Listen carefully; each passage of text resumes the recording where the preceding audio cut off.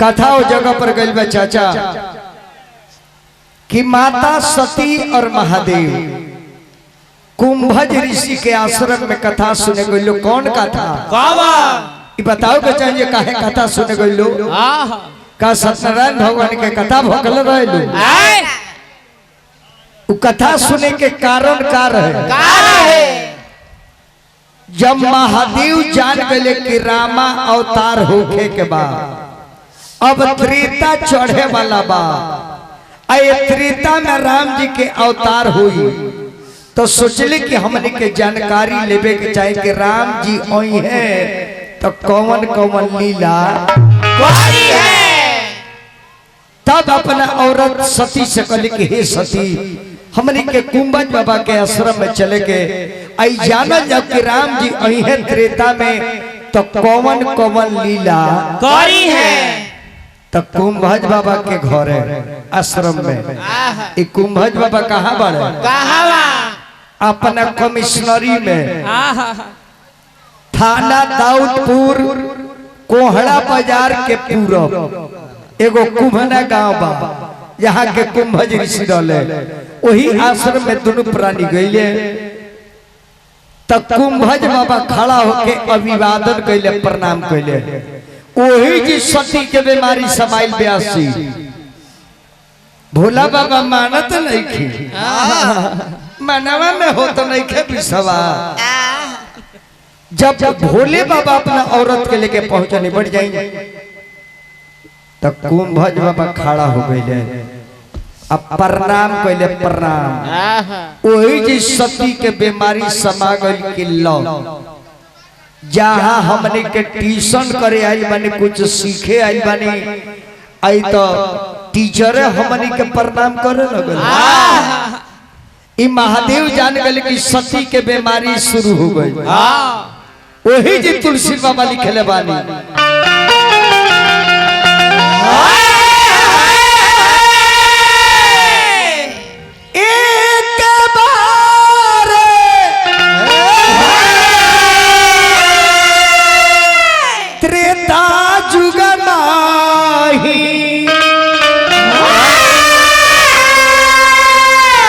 शंभु गए कुंभज ऋषि पाही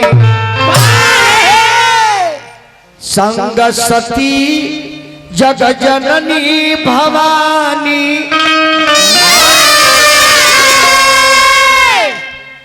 पूजे ऋषि अखिलेश्वर ज्ञानी। सती के बीमारी समा गई के तब प्रणाम करे लगल। महादेव और माता जब पहुंचल तो बाबा कहने की बाबा आसन ग्रहण करे आदेश का बा। तो हमने के जाने के आइल बानी कि राम जी के अवतार हुई तो कौन कौन लीला राम जी करिए वो लीला का हमने के वर्णन करिए। बाबा कहने के ध्यान लगा कर हुआ सब सुनी कि राम जी आई है तो का करी है।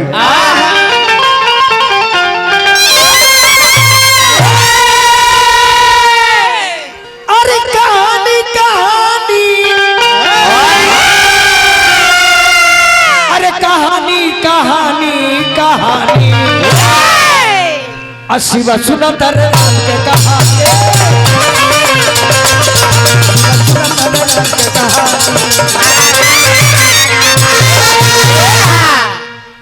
त्रेता युगाना में रामचंद्र त्रेता युगाना में रामचंद्र बबुआ राम के अवतार हुई त्रेता में। अरे सीता जी बनी हो अरे उनकर महारानी कहानी शिवा सुनत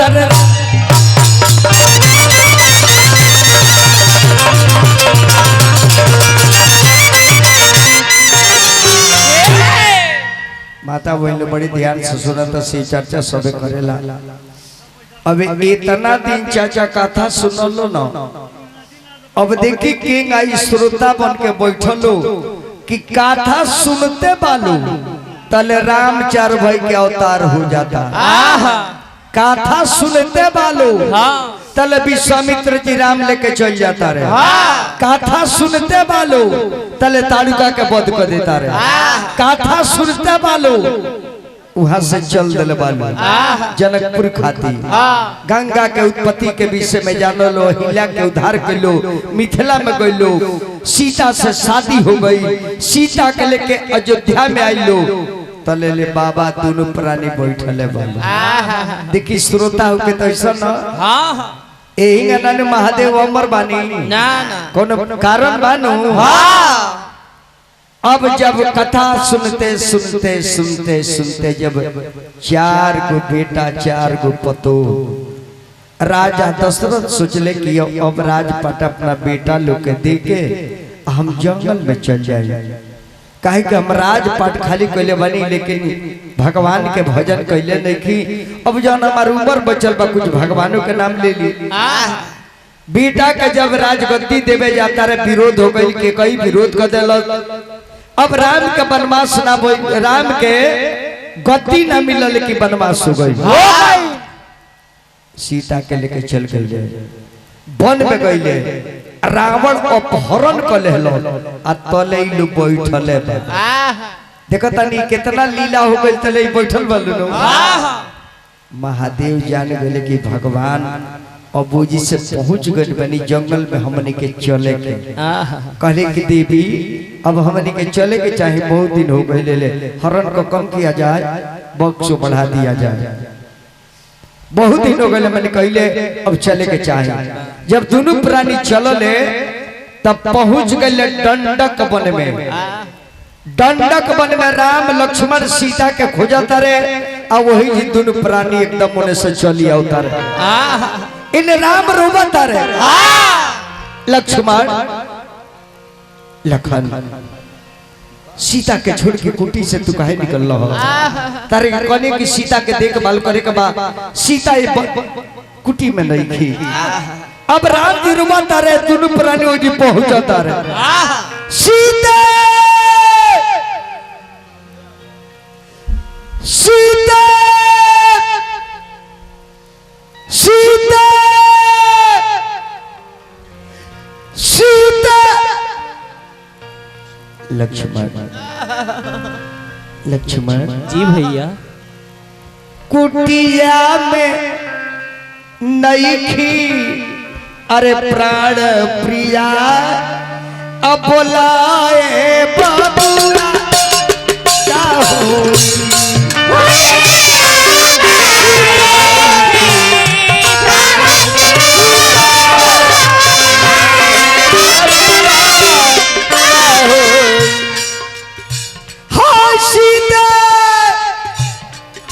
लक्ष्मण कुटिया में नहीं थी प्राण प्रिया बोलाए बाबूला क्या हो।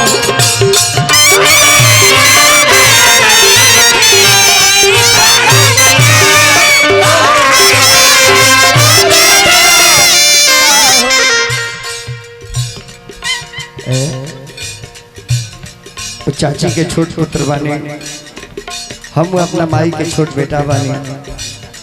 हमारे के 100 रुपये दल बने 1 लाख के बराबर। एक गांव के लोग हम कितनो प्रणाम करे तो कम होई कहे कि अपना बेटा खाने के जवार के लोग पोसले बा सबे हमार माई बाप सबके गोड़ लगता। चिरई चिरई सीता के देखलू हो तले चिड़ैया उड़ जाओ पागल हो गए भगवान पागल।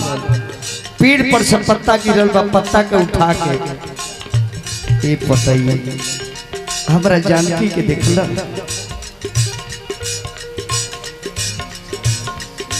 राम पूछे उड़त चिड़ैया से बनावा के सुखला पतैया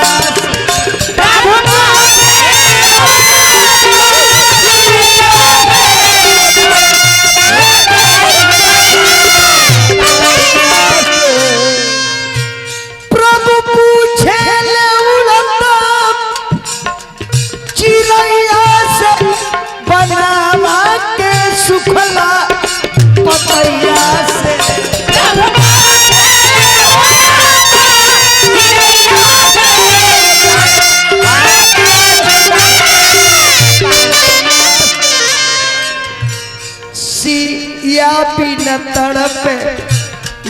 मोर जिया बोला है बबुआ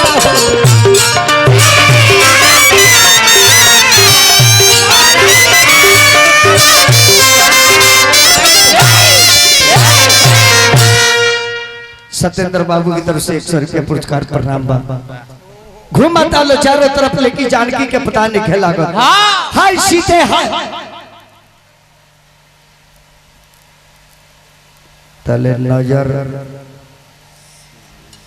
महादेव के पर गल राम पर और महादेव देखले कहले कि हे नारायण राउर कथा हम सुन के आवतानी राउर दर्शन हो गए इकर मतलब कि रुआ इतना कथा बिता के पहुंच गइल बानी तब सती कहतरी कि स्वामीनाथ ई के ह कहले कि सती जेकर कथा सुनलु हो परम पिता परमेश्वर हमार आराध्य देव होवे कहले कि आराध्य देव कहले कि हां जेकर कथा सुनो हुए सती कहली कि ई नर होवे कि नारायण कहले कह रहे जेकर कथा सुनुआ सही होंगे कहले कि तही जंगल में काहे घूमता रे देख कथा मेहरारू सुनने पिया अब तो वो विश्वास दू गो बीमारी जन औरत अपना पति के बात काट देले ओकर कभी कल्याण नहीं के हो सकत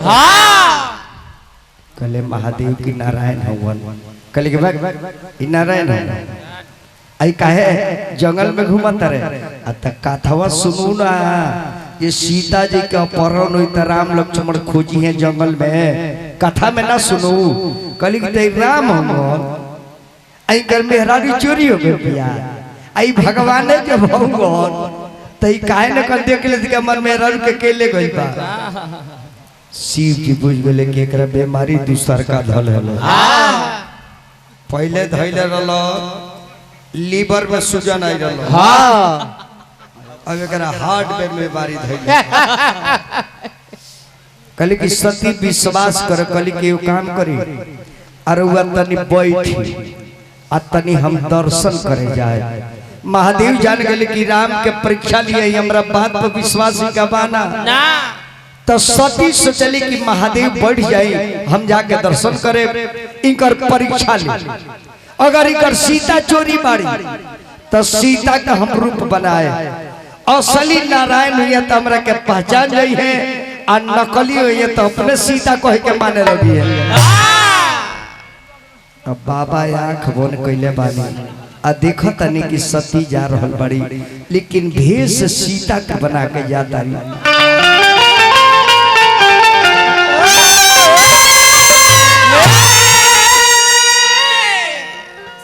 सीता जी के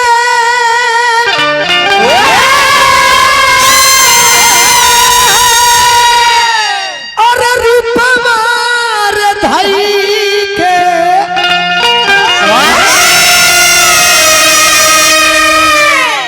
राम के समानावा गई है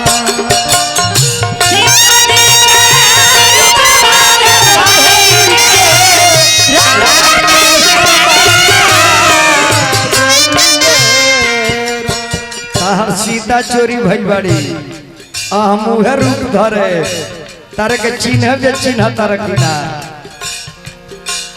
राम जी के करब जचानवा हरि जी के करब जचानवा इहे आरमानवा भइले राम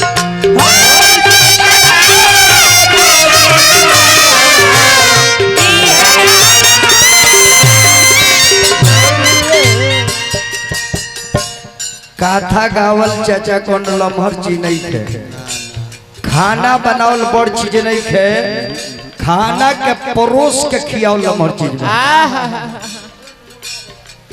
काहे कि पेन्हला के मन ना झमकावला के हो काजर कोइला के ना हम मटकावला के हो खइला के ना हम बचावला के हो हां जी 1 रुपया पुरस्कार हमरा चंद्रमा भाई दिल बानी अभिनंदन बा एक और मेहरारू बाड़ी सो नमक रोटी दे दी है सब, फोफी बना के लोग 5 को खा जाएगा। कहो मेरा दाल भात तरकारी 12 बज के सब छान दिल बिया और लीवरी को दिल बे बुझाते जे भैंस के सखारी है।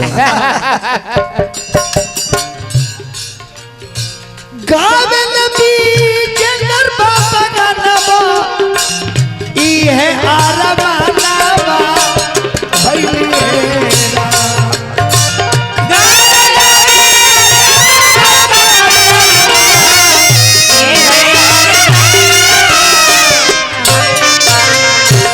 अरे चलवा बनवले तूफानवा, अरे चलवा बनवले तूफानवा त इहे आरमानवा भैलेरा।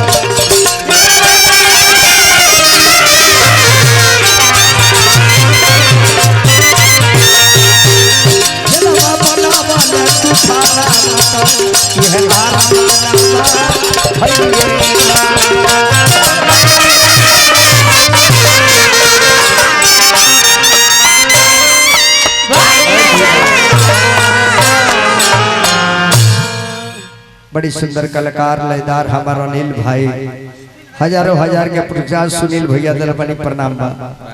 अब सीता जी का रूप धके माता में रोलो जानी कभी भी अपना पति पर शंका ना करे के। जे अपना पति के बात कटले बा ओकर बड़ी दुर्दशा होला, और जे भी औरत के रास्ता के काटेला वो पति के भी दुर्दशा होला। पति पत्नी के दोनों आदमी के एक मत होके के चाहिए, ना मर्द औरत के बात काटस ना औरत मर्द के बात काटस। अब सीता जी के रूप धके गईली आ जाके गो 3 मोहानी पर बैठ गईली।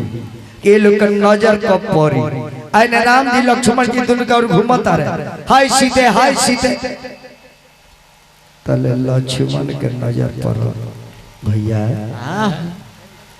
माता होते बैठल बड़ी, भगवान के निकल लक्ष्मण शांत रह।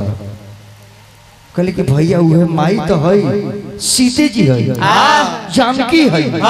अरे लक्ष्मण चुप रह, आवे थे। जब बढ़ली अगवा न तो भगवान कहने की तब कहवा गवलू ये माई हो भोला ऐसन साजा।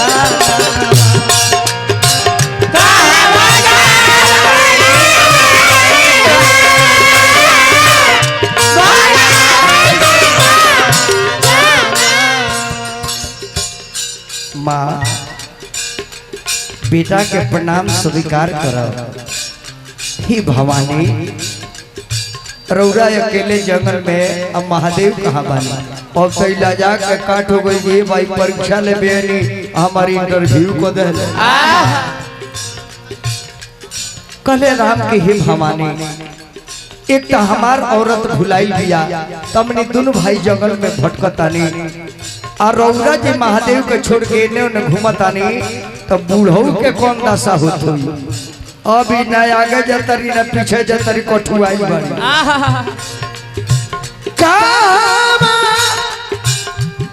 अरे कमलू ये माई हो भोला ऐसन साजा।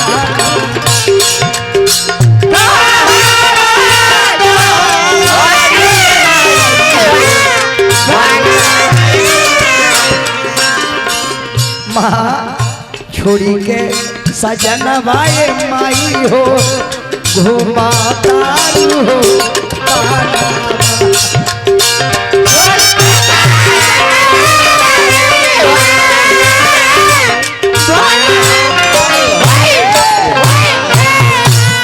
अभी कुछ मुंह में से निकलते लगे जो हम का बोली। अरे लजा गोइली रे वो चाची के छोट बेटा और महतारी के दर्द उहे जाना था जेकर माई ये दुनिया में नहीं खे।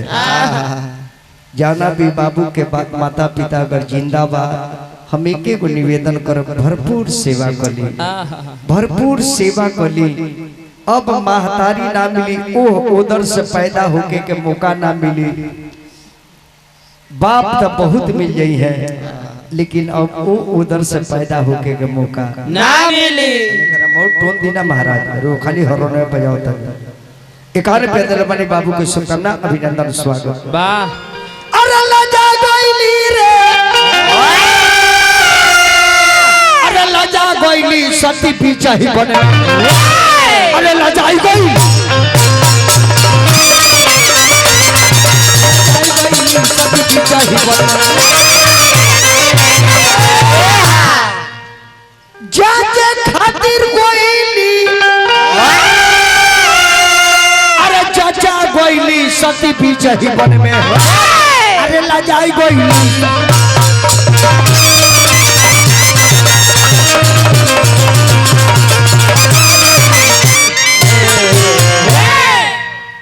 भगवान राम जाना तने की माता शर्मा गई बड़ी, कली की माई आशीर्वाद दे के जाए। जैसे देवी घूमली सती, तब भगवान ने वैसन माया कहनी बाबूजी जे जेने देखो तरी ओने राम लक्ष्मण सीता, राम लक्ष्मण सीता, राम लक्ष्मण सीता, जेने देखो तरी तेने। कहली जी एक मतलब अंतर्यामी हुए हो। हाँ तो चारों तरफ सीते राम और लक्ष्मण लोग तरे अका तो चोरियो भइल कर मतलब कि यही जी बात। जब माथा चकराए लागल देख के चारों ओर, तो माई का पारे हाथ धके बैठ गई। भगवान बुझ गए कि अब हार्ट अटैक करी कर। तब भगवान जब माया घिचनी जब फ्रेश भइली तो उठ के चलली। अब महादेव सब देखतन जे कहाँ गई बड़ी का करतारी। जब महादेव के लगे अली भोलेनाथ कने की देवी का भइल हो, तो देखिए उ जे झूठ तीसर का गलती देखी कह तरीके का भइल गईनी। हाँ जेंगा रउआ दर्शन करनी हम दर्शन करके आ गई। चली घरे, घरे चली। भोलेनाथ कले की सती रोक जा, रोक जा सती रोक जा। अब वही जी बाबा हड़ताल पर बैठ जाता रहे।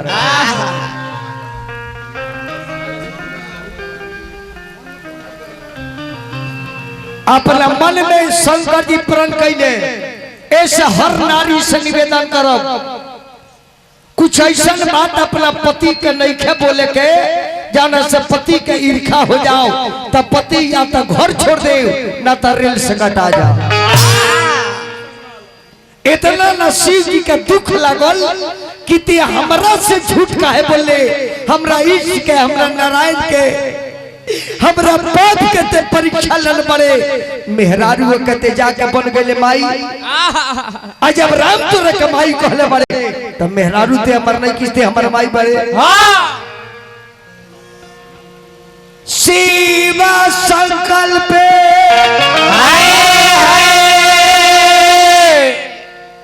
बतावत नहीं खन मने में क्रिया खाता रहे। शिव संकल्प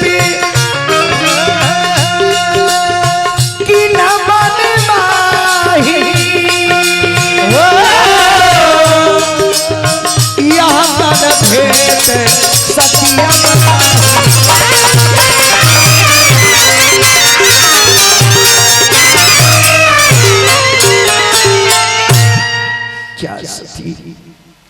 सती।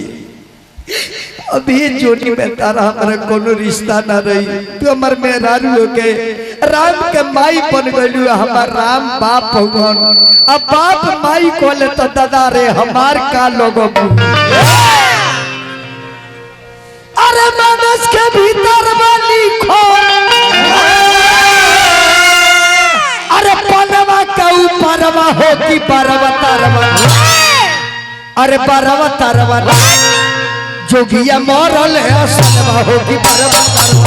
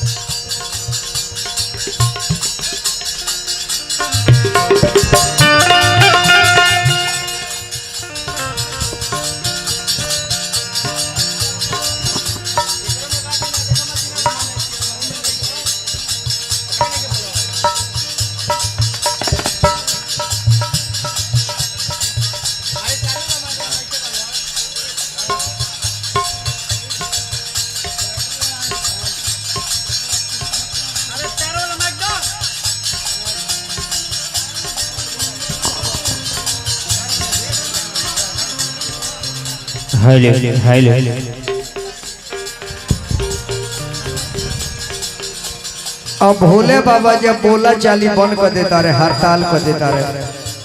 अब भवानी तड़प तरी जॉब का करी, अब छटपटा तरु जागते नहीं को। चलो पहले मछली जैसे चलो के भीतर में होगी पर्वत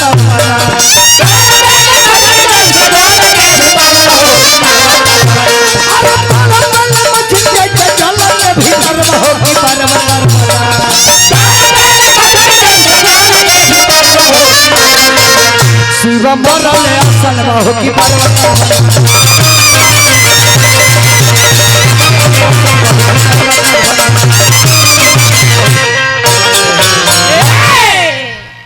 सतासी हजार वर्ष